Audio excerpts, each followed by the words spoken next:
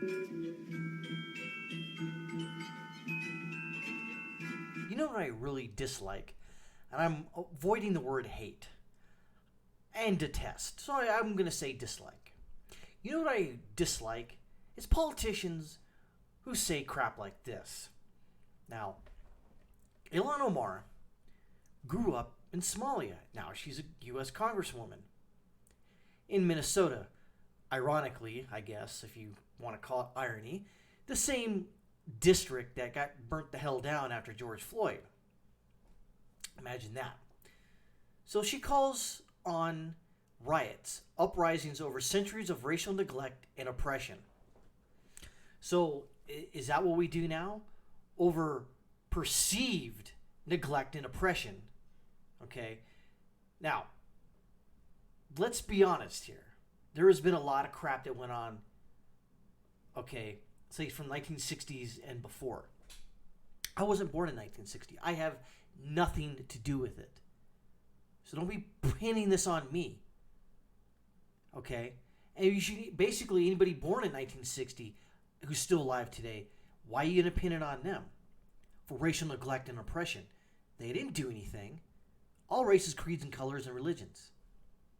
So why is Ilhan Omar saying this? Because she can get away with it. Nothing's going to happen to her. And likely, and I dare say, I hope nothing happens to her, even though I vehemently disagree with her. And I dislike her existence. Don't hate her existence, dislike it. Because she's given every opportunity in the United States to make her life better. And what does she do? Foment violence and all this crap that's going on, and she amps it up. Because you know there's a few people out there that go, you know what? Representative Ilhan Omar said this, therefore I can do this. So, going over the story here, released a video on Sunday to describe more than 3 months of riots as an uprising over centuries of racial neglect and oppression. Which, by the way, technically, Omar, you have nothing to do with it. You were not in the country at the time.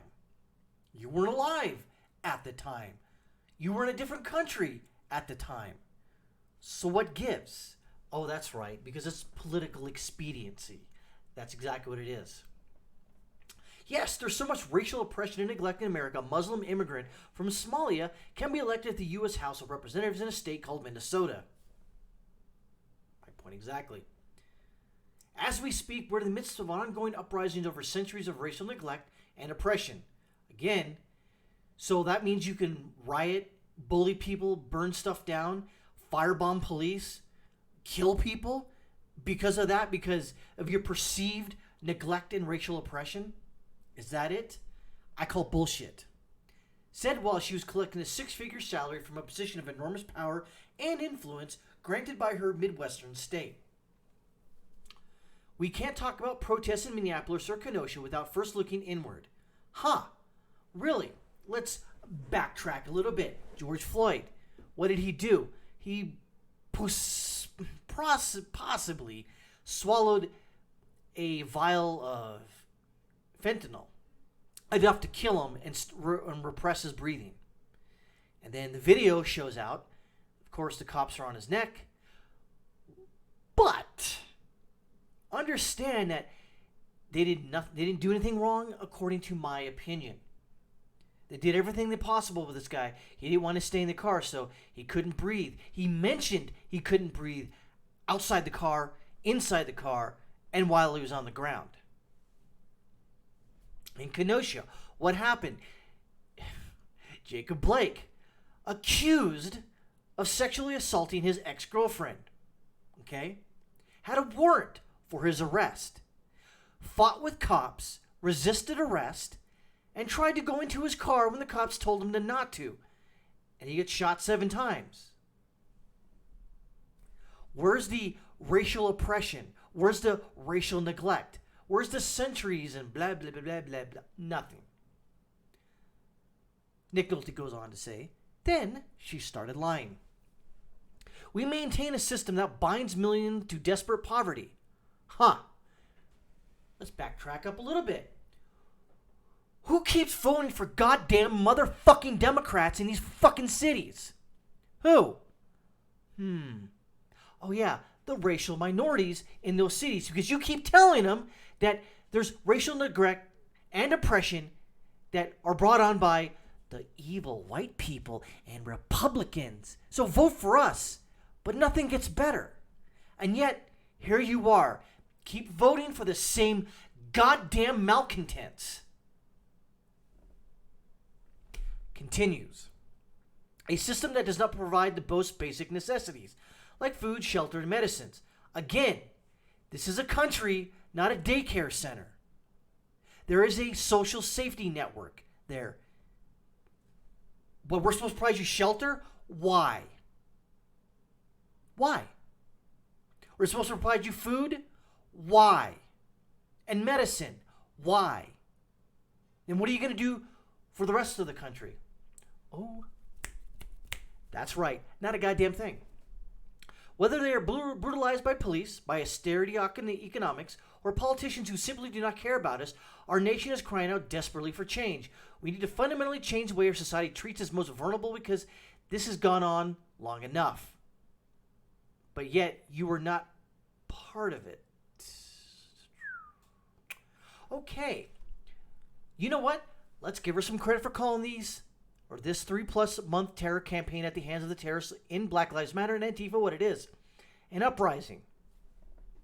What else can you else call it right now? It's an uprising. I prefer terrorist uprising led by a mob over privileged crybabies. But at least she's not gaslighting us like the fake media with the nonsense about peaceful protest. Fiery, but mostly peaceful.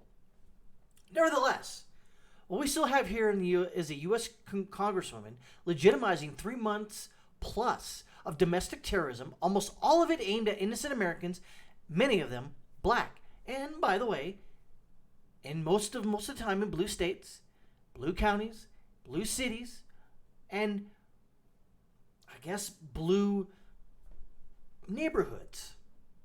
So if you keep voting for the goddamn motherfucking Democrats and this shit keeps happening, whose fault is it? It's not my fault.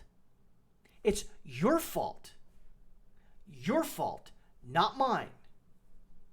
If you want to get out of the situation that you're in, stop voting like you're an idiot. And then there's her garbage about racial neglect and oppression. Please. Neglect. I don't even know what that means.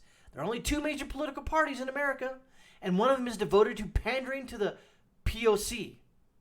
That means a person of color, by the way. What's more, the GOP finally has a president looking to earn the black and Hispanic vote, which is surprising because over the last, dare I say, 45 years of my life, that hasn't been happening. Very rarely did Republicans actually reach out because they knew that it didn't matter. They're going to vote for Democrats anyways. So why? And that's part of the problem is they didn't reach out, and they should have. They should have done this 45 years ago, but they didn't. Yeah, there's so much racial oppression. White people are pretending to be racial minorities, Rachel Dolezal, in order to make the bank that comes with all that oppression. And then there's a system that does not provide the most basic necessities like food, shelter, and medicines. Our system not only provides all of that on the cuff, it does. Our system provides free internet, it does. Cable TV, yeah. iPhones, Obama phones. Air conditioning, clothes, transportation, libraries, and education. Unless you're mentally ill or a hopeless addict, a homeless problem that plagues only Democrat-run cities where Democrats like Omar have full control over everything, there is no one in America who does not live better than the very rich did a mere 100 years ago. Abso-fucking-lutely. When the biggest medical crisis among the poor is obesity, it's time to hang that mission accomplished banner and pour out one for the poverty. The only oppression in this country comes after you speak the truth like the ones I laid out above loud. The only oppression comes from speaking facts like global warming is a hoax. Black Lives Matter is a terrorist organization. Tucking it in don't make you a chick. If only Ilhan Omar appreciated America as her brother. Guns are good. I don't watch movies or TV shows where guys kiss guys. Hot chicks kissing hot chicks is fine. Captain Marvel suck. Recycling is stupid. Anyway, 2020 is for all the marbles. Either this terrorism and blacklisting and lying and smearing of our country wins, or it's rejected. Heaven help us. Heaven help us all if it wins. And that's from Nick Nolte from Breitbart. Again, this is just par for the course of the Democrats. They blame everything else. Everything else. The problems in their lives. The problems why they can't get a good job. The problems that why they got locked up in the pokey because they done something wrong. Why they fought cops and they beat the shit out of them. You don't fight cops. Now, if the cops do beat the crap out of you, well then, guess what? You need to call them out for it and go through the court system. Not the best, but it's all we got. So in conclusion here, Ilhan Omar is a detestable human being. Dare I say I was not going to use that word, but I'm going to use it anyways. She has been given everything, and she's risen to the highest halls of Congress. And what does she do? Piss on all of us because you know what? Because of racial inequity and oppression in the United States. And even though she was born in Somalia and she hasn't endured it in this country like people in the past have. How dare her? How fucking goddamn dare her?